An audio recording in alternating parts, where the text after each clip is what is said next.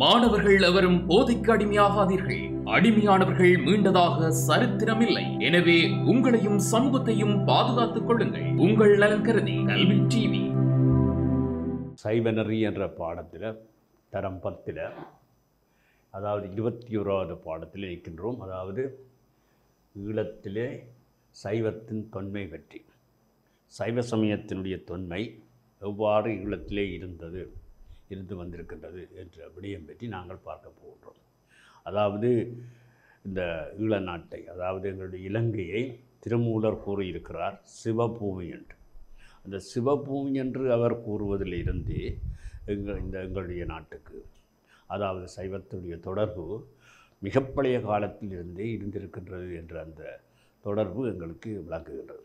அந்த வகையிலே தான் இந்த மாதிரியான தொடர்புகள் எல்லாம் மிக பழைய காலத்திலே இருந்திருக்கின்றது என்பதை பற்றி நாங்கள் அறிவதுதான் இந்த பாடத்தினுடைய நோக்கமாக இருக்கிறது. எங்களுடைய அதாவது 5 ஈச்சரங்கள் இந்த இடத்திலே இருந்ததாக முன்பு சொல்லியிருக்கிறார்கள். அவற்றினுடைய தொன்மைகள் இங்கே காணப்படுகின்றன. இப்படியாக இவைகளை பற்றி நாங்கள் ஆராய்கின்ற போது அந்த ஈழத்திலே சைவம் மிக பழைய காலத்திலேயே வேரூன்றி இருந்திருக்கின்றது என்ற அந்த உண்மை புலப்படுகின்றது. இங்கே பாடத்துக்கு போவோம். அதாவது தேவாரங்களுக்கு முந்திய காலம் என்று சொல்லுகின்றார்கள்.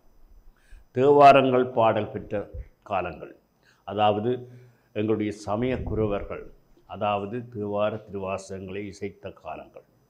அவ்வாறான காலத்திலே, அதாவது பல்லவர் காலத்தில் இருந்து வருகின்ற அந்த காலப்போக்கில், அதாவது பக்திநெறி காலம் என்று அக்காலத்தை சொல்லுவார்கள். அந்த பக்திநெறி காலத்திலே இந்த சைவ நாயன்மார்களும் ஆழ்வார்களும் தங்களுடைய பாடல்களை மூலம் சைவத்தினுடைய தொன்மைகளை விளக்கி கொண்டு போயிருக்கின்றார்கள். அவ்வாறு அந்த தேவாரத்துக்கு முற்பட்ட காலத்திலேயே, அதாவது இந்த நாயன்மார்கள் தோன்றி வருகின்ற காலத்தை விட அதற்கு முற்பட்ட காலத்திலேயே சைவ சமயம் ஈழத்திலே இருந்திருக்கின்றது என்பதற்கான அந்த உண்மைகள் இருப்பதாக சொல்லப்படுகிறது. அதனை பற்றி தான் நாங்கள் இப்பொழுது பார்க்கின்றோம். அதனால் தேவாரங்களுக்கு முந்திய காலம் என்று சொல்லப்படுகிறது. இலங்கையை சிவபூமி என்று திருமூலர் கூறுகின்றார். ராவணன் மேலது நீறு என்று ஞானசம்பந்த பெருமான் பாடுகிறார். ஞானசம்பந்த பெருமானுடைய பாடல்களில் பலவற்றிலே இந்த ராவணனை பற்றி சொல்லிக்கொண்டே வருகிறார். ராவணன் இலங்கையை ஆண்டான் என்ற சிறந்த சிவோக்தன் என்று புராண இதிகாசங்கள் எடுத்துரைக்கின்றன. திருக்கோணேச்சரம் பற்றி ஸ்ரீ தத்தன கைலாச புராணத்திலே கோண பர்வத்திலே ராவணன் வழிபாடு செய்வது பற்றி விரிவான கதை இருக்கிறது. ராவணன் அங்கே வழிபாடு செய்வதாக. இராவணன் தேவியாகிய மண்டோதரி திருக்கேசுவரத்திலே சிவபெருமானை வழிபாடு செய்தமை பற்றியும் மணிவாசக பெருமான் பாடியிருக்கிறார். மணிவாசகர் கூட பாடியிருக்கிறார். ஆகவே ஈழத்திலே சைவம் தொடர்பான ஆராய்ச்சிகளை இதுவரை காலம் தேவார காலம் முதலாகவே இலங்கையை சைவ வரலாற்றை, குறிப்பாக பாடல் பெற்ற தலங்களின் வரலாற்றை விரிவாக அறியக்கூடியதாக இருந்தது. அப்போ தேவார பாடல்கள் பெற்ற காலத்திலே இருந்துதான் நாங்கள் பார்த்தோம் இது சைவம் இலங்கையிலேயும் நிலைத்திருந்தது என்று சொல்லுகிறார்கள். ஆனால் கடந்த சில வருடங்களிலே இலங்கையிலே ஆதிகால சைவ சமயம் நிலை பெற்றிருந்த சிறப்பினை அறிந்து கொள்வதற்கு இங்கே பெருமளவான சான்றுகள் கிடைத்திருந்தன. ஆகவே இந்த தேவார பாடல்கள் தோன்றுவதற்கு முதலே இலங்கையிலே சைவம் நிலைத்திருக்கின்றது என்ற அந்த தன்மையை நாங்கள் இங்கே காணக்கூடியதாக இருக்கிறது. அது எப்படி என்று சொல்லி பார்ப்போம். இங்கே தமிழ்நாடு, கேரளம், ஆந்திர பிரதேசம் ஆகியவற்றிலிருந்து இன்றைக்கு 2800 ஆண்டளவில் ஆண்டு முதலாக இலங்கையிலே குடியேறிய நாகர்கள் என்ற இனத்தவர்கள் சைவ சமயத்தை பரப்பினார்கள் என்று சொல்லப்படுவார். அதாவது நாகர்கள் இலங்கையினுடைய ஆதிக்குடிகளாக இருந்தமைக்கு பல சான்றுகள் சொல்லப்படுகின்றன. நாகதீவு என்று சொல்லுகின்ற ஒரு பாரம்பரியம் காணப்படுகிறது. நாகர்கள் வழிபட்ட இடங்கள் இங்கே சொல்லப்படுகின்றன. நாகர்களாலே வழிபட்ட இடங்களாக இன்றைக்கு நைனாதீவை குறிப்பிடுகிறார்கள். இப்படியெல்லாம் பல சான்றாதாரங்கள் பல இருக்கின்றன. ஆகவே கல்வெட்டுக்கள் பெருமளவில் பண்பாட்டு சின்னங்கள் காணப்படுகின்றன. கல்வெட்டுகளில் கூட இவ்வாறான அந்த செய்திகள் சேர்க்கப்பட்டு இருப்பதாக கூறப்படுகின்றன. அவை தமிழ் மொழியில் எழுதப்பட்டுள்ளன என்று சொல்லப்படுகிறது. தமிழ் எழுத்து முறைக்கு மூலமான தமிழ் பிராமி வரி வடிவங்களிலே அவற்றை எழுதியுள்ளார்கள் என்று கூறுகிறார்கள். ஆலய தூண்களிலும் கடவுட் படிமங்களிலும் நந்தி, மயூரம், மூசிகம் முதலிய சிற்பங்களிலும் விளக்குகள், அம்மி, ஆட்டுக்கள், குளவி, சங்கு முதலான பொருட்களிலும் கடவுள் என்று பெயர்கள் பொறிக்கப்பட்டிருக்கின்றன. நாகர்களுக்கு சிறப்பாக உரியது நாக வழிபாடு. நாக வழிபாடு தான் நாகர்களுக்கு சிறப்பான வழிபாடு. நாக வழிபாடு 5 தலை நாகத்தின் சிறப்பு சிற்ப வடிவங்கள் அவர்கள் வழிபட்டனர் என்றும், சில சமயங்களில் 7 தலை 9 தலை என்றெல்லாம் வழிபாட்டு நாக வழிபாடுகள் அவர்களாலே வழிபடப்பட்டன என்றும், இலங்கையை வடக்கு கிழக்கு வடமத்திய பகுதிகளில் தொன்மையான நாக சிற்பங்கள் பெருந்தொகையாக காணப்படுகின்றன என்றும், இவற்றிலே மணிநாகன் என்ற பெயர் எழுதப்பட்டிருக்கும் என்று சொல்கிறார். மணிநாகன் வழிபாட்டுக்குரிய எல்லா தெய்வங்களையும் சமய சின்னங்களையும் மணிநாகன் என்றே குறிப்பிட்டார். மணிநாகன் என்றே குறிப்பிட்டார்கள். அதாவது சிவலிங்க வழிபாடு நாகர்கள் மூலம் இலங்கையிலேயே பரவியது என்றும், ஆதியான குரோனிக் கற்கால மக்களிடையே அது பரவியது என்றும் கூறப்படுகின்றது. இலங்கையின் பெரும்பாகத்து கிறிஸ்துவுக்கு முற்பட்ட முதல் 3 நூற்றாண்டுகளுக்குரிய சிவலிங்க வடிவங்கள் பெருமளவில் காணப்படும். கிறிஸ்துவுக்கு முன் முதல் 3 நூற்றாண்டுகளில் வந்தாறுமூலை போன்ற இடங்களில் மிக உயரமான தூண் வடிவிலான சிவலிங்கங்கள் காணப்பட்டுள்ளன. பனங்காமம், கீரிமலை, இணிவில் காரைக்கால் என்ற இடம், அதாவது சிவங்கோயில் ஆகியவற்றிலே மிக பழமையான சிவலிங்கங்கள் கிடைத்திருப்பதாக சொல்லப்படுகிறது. இவற்றில் பலவற்றை இன்றும் நாம் வழிபடுகின்றனர். பாடபெற்ற தலங்களான கோணேஸ்வரம், திருக்கேதீஸ்வரம் என்பன நாகமன்னர்களால் அமைக்கப்பட்டவை என்பது அண்மைக்கால ஆய்வுகளின் மூலம் தெரிய வந்திருக்கிறது. ஆரம்ப காலத்தில் நாகமன்னர்கள் தான் அவற்றையும் அமைத்தார்கள் என்று சொல்லுகிறார். முன்னேஸ்வரம், திருக்கரசை, நகுலேஸ்வரம் என்பனவும் இவற்றை போன்ற பழமையுடையவை நாகர்களாலே அமையப்பெற்றவை என்று கூறப்படுகிறது. ஆகவே முன்னேஸ்வரத்தை மணிநாகன் என்ற கடவுட்பெயர் எழுதிய பல சின்னங்கள் காணப்படுகின்றன. அவற்றிலே சில வழிபாட்டு சின்னங்கள், வேறு சில கோயில் பாவனைக்கு உரியவை, விளக்கு, அம்மி, தூண்கள் போன்றவை. முன்னேஸ்வரத்தில் பல அடுக்குகளிலே அமைந்த கல் விளக்கு ஒன்றும் காணப்படுகிறது. இது ஏறக்குறைய 100 திரிகள் எரிக்கக்கூடிய விளக்கு என்று சொல்கிறார். காலங்களிலும் அந்நாட்களிலே வழிபாடுகள், விழாக்கள் என்று நடைபெற்றமைக்கு அது ஒரு ஆதாரமாக இருக்கின்றது. கடவுள் பெயர் எழுதிய தூவக்கல் ஒன்றும் அங்கு உண்டு முன்னேஸ்வரத்தில். திருகோணமலை மாவட்டத்துக்கு பிரசித்தமான திருத்தலங்களிலே திருக்கரசையும் ஒன்றாகும். அங்கும் இலிங்கன், நந்தி, ஆவுடையார் விளக்கு முதலியவற்றிலே இந்த மணிநாகன் என்ற பெயர் அமைக்கப்பட்டிருக்கிறது.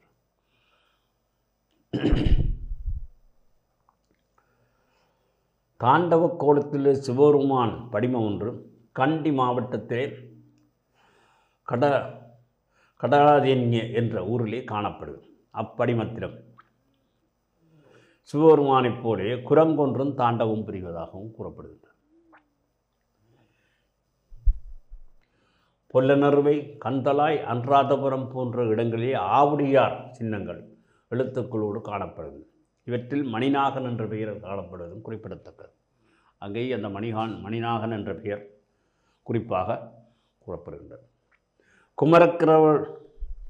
கடவுள் வழிபாடும் கணபதி வழிபாடும் அக்கால சைவ சமயத்திலே களப்பற்றி வந்தது. இதனை பற்றிய பழந்தமிழ் நூல்களிலே கிடைக்காத சான்றுகள் இலங்கையிலே கிடைக்கின்றன.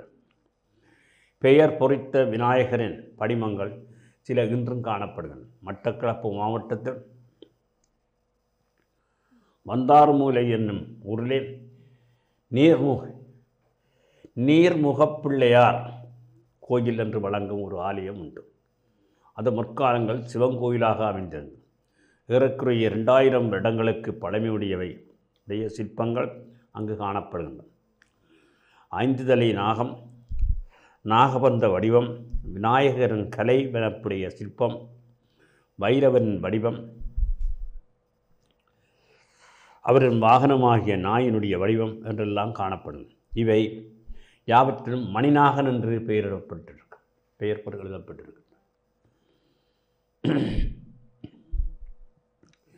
விநாயகரின் மிக பழமையான வடிவம் ஒன்று முன்னேஸ்வரத்திலே பேணப்பட்டு வருகின்றது. இது கிறிஸ்துவுக்கு முற்பட்ட காலத்துக்கு உரியது போல தெரிகின்றது. கணபதி வழிபாட்டின் சின்னமாக யானையை கொள்ளும் வழக்கம் அக்காலத்தில் காணப்பட்டது. யாழ்ப்பாணத்திலே பஞ்சலோக வடிவார்ப்பான யானையின் வடிவம் ஒன்று காணப்படுகிறது. இது துதிக்கையை நேராக நீட்டிய கோலத்திலே வார்க்கப்பட்டுள்ளது. மணிநாகன் என்னும் பெயர் பல இடங்களிலே பதிக்கப்பட்டுள்ளது. ஒரு புறத்தில் கணபதி என்ற பெயரை கூறிய கருவி ஒன்றினால் வெட்டியுள்ளது. குமரக்கடவுளின் வழிபாடு மிக புராதனமானது. இரும்பிலான வேல் வடிவங்கள் கந்தரோடையிலும் பூனகிரியிலும் கிடைத்திருக்கின்றன. நகுலீஸ்வரத்தில் கிடைத்துள்ள சமய சின்னங்களில் ஒன்று மயில் வடிவம். கல்லிலே அமைக்கப்பட்ட அந்த சிற்பத்திலே நாகப்பாம்பின் தலையை சொண்டினாலே கவ்விக்கொண்டு அதனுடனே கால்களினாலே மிதிக்கின்ற கோலத்திலே மயிலின் சிற்பம் உருவாக்கப்பட்டுள்ளது. கிழக்கிழங்கையில் உள்ள திருப்படை கோயில்களில் ஒன்றான திருக்கோயில் என்ற தலத்திலே நாகர் கால கல்வெட்டுக்கள் கிடைத்துள்ளன. முருக வழிபாட்டு தலங்கள் சில மிக புராதனமானவை, நாகர மன்னர்களாலே அமைக்கப்பட்டவை என்று கருதுவதற்கு இக்கல்வெட்டுக்கள் ஏதுவாக இருக்கிறது. இப்படி நாகர்களுடைய வழிபாடு அக்காலத்தில் இருந்தவைக்கு பல சான்றுகள் சொல்லப்படும். இதே மாதிரி வவுனியா அருங்காட்சியகத்திலே வனப்புடன் அமைந்த கோலத்திலே மகுடமர்த்தினியின் சிற்பம் ஒன்று காணப்படுகிறது. அதிலும் மணிநாகன் என்ற பெயர் காணப்படுகிறது. ஆதி காலத்தில் இலங்கை சைவசமய வழிபாட்டு தலங்கள் மணிநாகன் பள்ளி என்றே குறிப்பிடப்பட்டுள்ளன. பிற்காலத்திலே தான் அவற்றை ஈஸ்வரங்கள் என்று சொல்லத் தொடங்கினார். நாகர்கள் பல இடங்களிலே கற்றளியாலான கோயில்களை அமைத்தனர். முன்னேஸ்வரர், திருக்கரசை, நவாலி கன்னியம்மன் கோயில் முதலிய இடங்களில் நாகர்கள் அமைத்த கற்றளிகளின் அழிபாடுகளில் உள்ள பொருட்களை மீண்டும் கற்றப் பொருட்களாக பயன்படுத்தியுள்ளனர். இவ்விதமான கற்களிலே மணிநாகன் என்ற பெயர் பொறிக்கப்பட்டுள்ளமை குறிப்பிடத்தக்கது. அக்காலத்திலே இலங்கையில்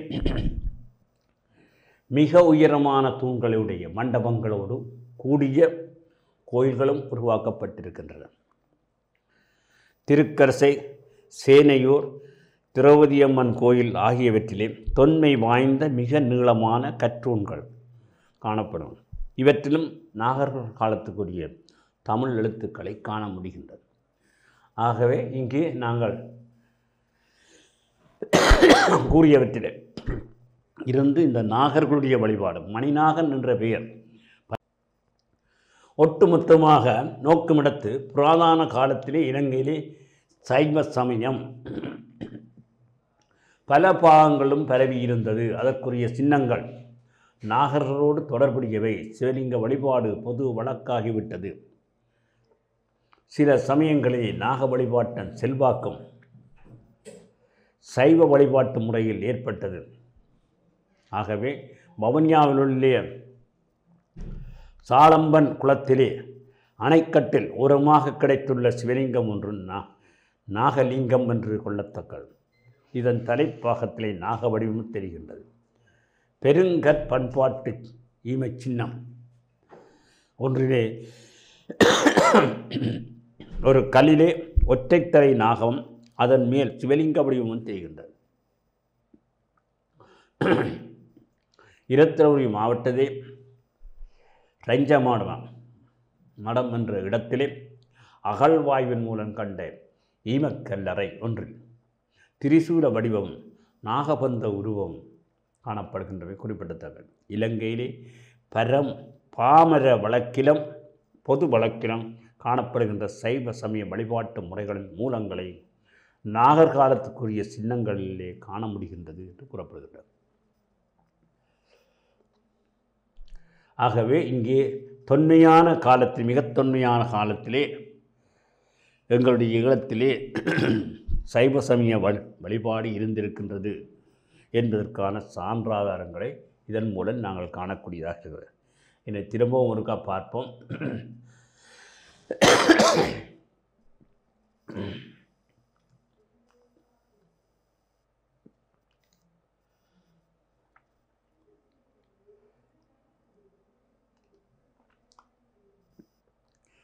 ஈழத்திலே சைவத்தினுடைய தொன்மை பற்றி நாங்கள் இதுவரையும் பார்த்தோம்.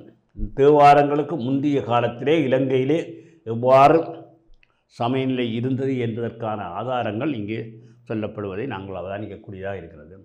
இலங்கை சிவசூமி என்று திருமூலர் கூறுகின்றார்.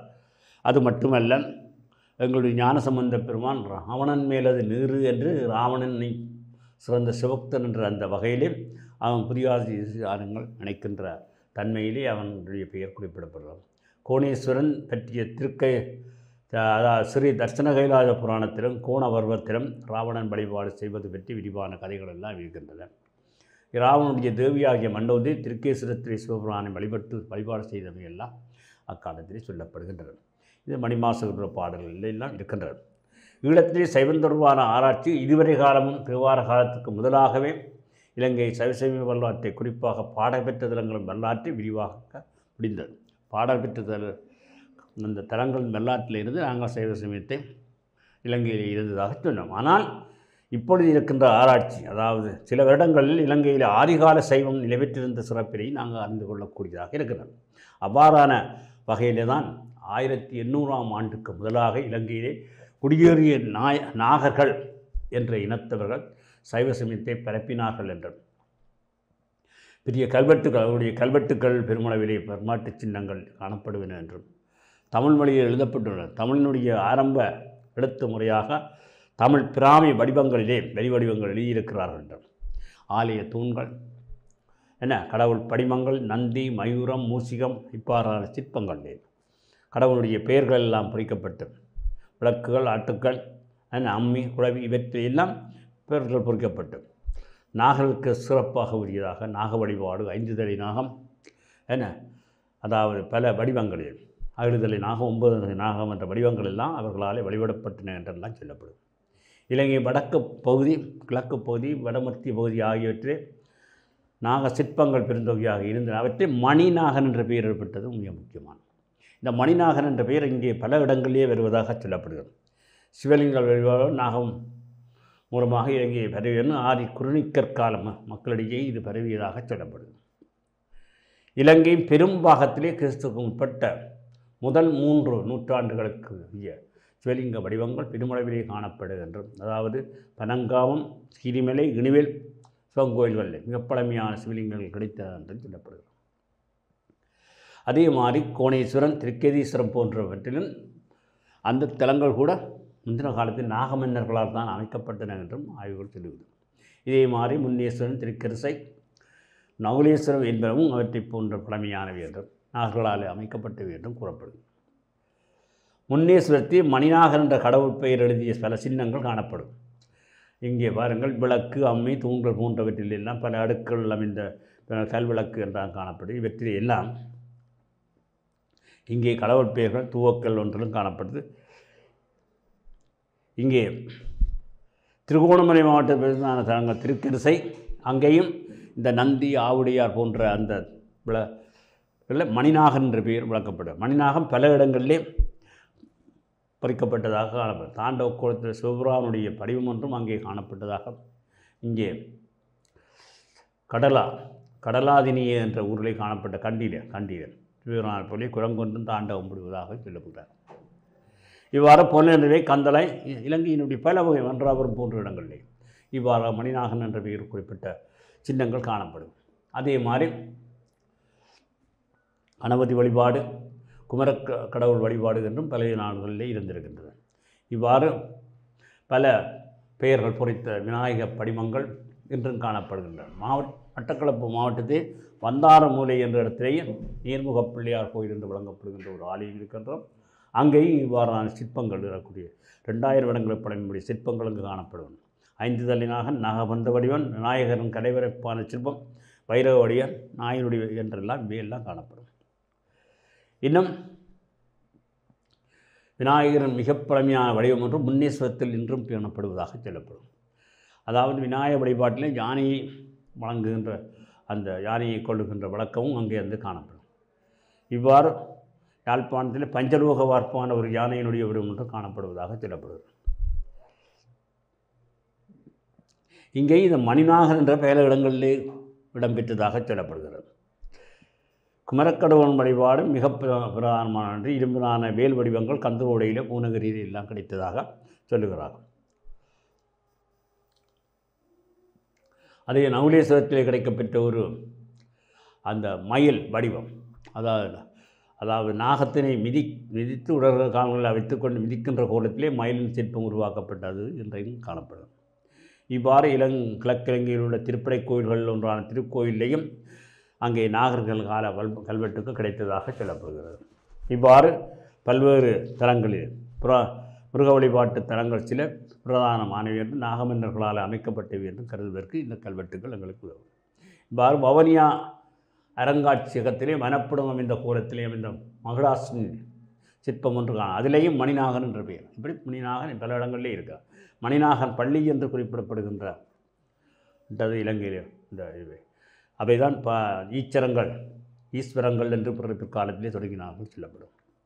இப்படி நாகர்கள் பல இடங்களிலே கற்றளியான கோயில்களை அமைத்தனர் என்றும் முன்னீஸ்வரன், திருக்கேசை, நவாலி கண்ணியம்மன் கோயில் முதலான இடங்களிலெல்லாம் நாகர்கள் அமைத்த கற்றளி வழிபாடுகள் காணப்படுவதாகவும் மணிநாகன் என்ற பெயர் பொறிக்கப்பட்டுள்ளது இங்கே கூறப்படப்படும்.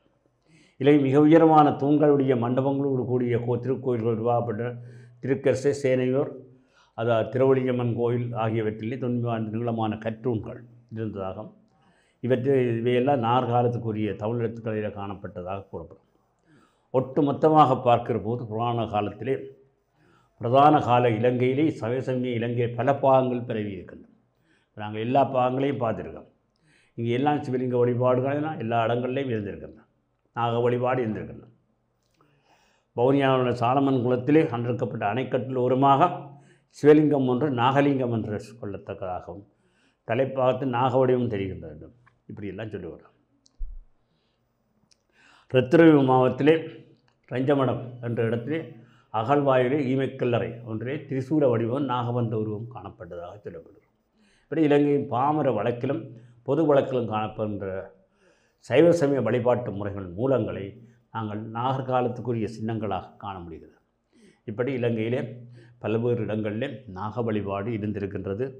அது இவ்வாறான சின்னங்கள் மூலம் எங்களுக்கு தெரிய வருகிறது. இன்றைக்கு நாங்கள் பயிற்சிக்கு போவோம். பின்வரும் வினாக்களை நாங்கள் பார்ப்போம். இலங்கையை சிவபூமி என்று சிறப்பித்தவர் திருமூல நாயனார். இலங்கையை சிவகுப்த அரசாண்டவன் என்று இதிகாசங்களில் குறிப்பிடப்படுபவன் ராவணன். அவனை போற்றிய அருளாளர்கள் அங்கே ஞானசம்பந்தர் பாடியிருக்கிறார்.